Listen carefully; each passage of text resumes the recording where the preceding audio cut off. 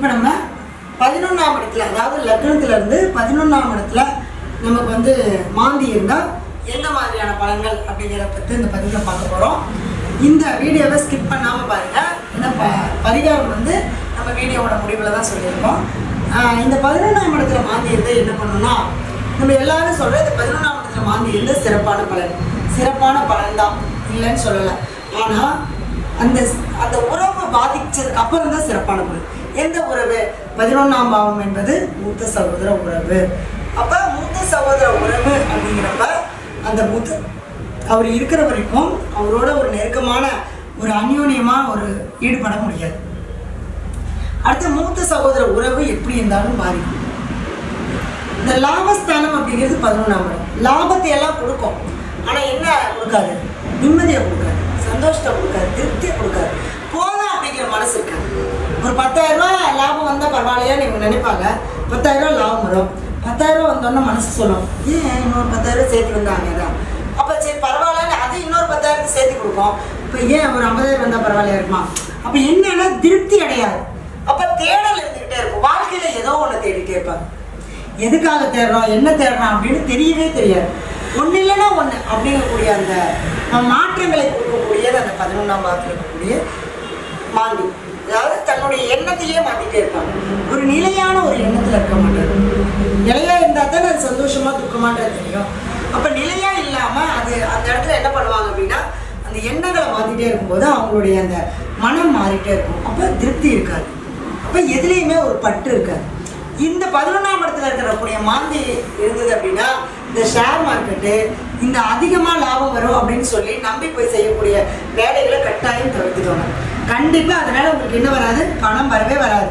அது எல்லாம் அந்த மாந்தி என்ன சார்ந்து நிற்குதோ அது சார்ந்து ஒரு வேலையை செய்ய வச்சு கொண்டு போய் எல்லாத்தையும் லாக் பண்ணிவிடும். அடுத்தது சீட்டு போடக்கூடாது. சீட்டு போட்டு மூடு போயிடுவான்.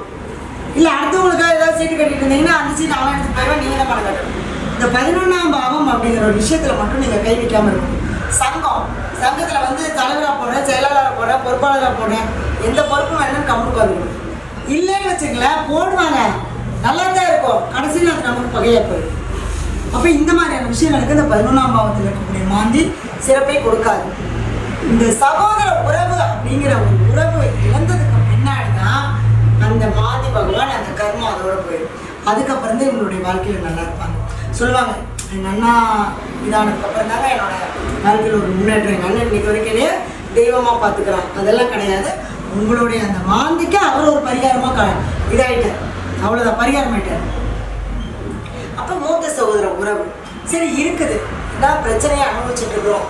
முன்னேற்றமே இல்லை, தொழிலில் லாபமே இல்லை, நல்லா முன்னேற்றமாக ஆகி கடைசியாக திடீர்னு கீழே வந்துடுறோம், சரிவை கொடுத்துருது, ஒரு போராட்டம், இந்த மாதிரியெல்லாம் இருக்குது. இதுக்கு நம்ம என்ன பண்ணலாம் அப்படின்னு கேட்டால், மூத்த சகோதர உறவு அப்படின்னு இருக்கிறவங்கள கூட்டிகிட்டு போகணும். சரி, எனக்கு மூத்த சகோதரமே இல்லை, நான் தான் முதல் குழந்தை, உங்கள் பங்காளி அண்ணன், பெரியப்பா பையன், சித்தப்பா பையன், இந்த மாதிரி பங்காளிகள் உறவில் இருக்கக்கூடிய சகோதர உறவு ஏதோ ஒன்று. ஆனால் உங்களுக்கு மூத்தவராக இருக்கணும், உங்களுக்கு இளைவராக இருக்கக்கூடாது.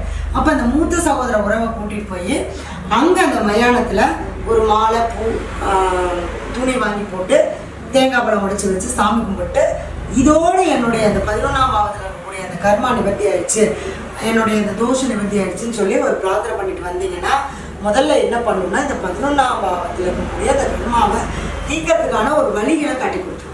அதுக்கப்புறம் உங்களுடைய ஜாதகத்தில் பர்டிகுலராக என்ன ப்ராப்ளம் இருக்குது அப்படிங்கிறத பார்த்துட்டு நீங்கள் அதுக்குண்டான வழிமுறைகளை செய்யும்போது நிச்சயமாக உங்களுடைய வாழ்க்கை பாதை மாறும். சரிங்களா? நம்பிக்கையோடு செய்யுங்க, நல்லதே நடக்கும். நன்றி. வாழ்க வளமுடன்.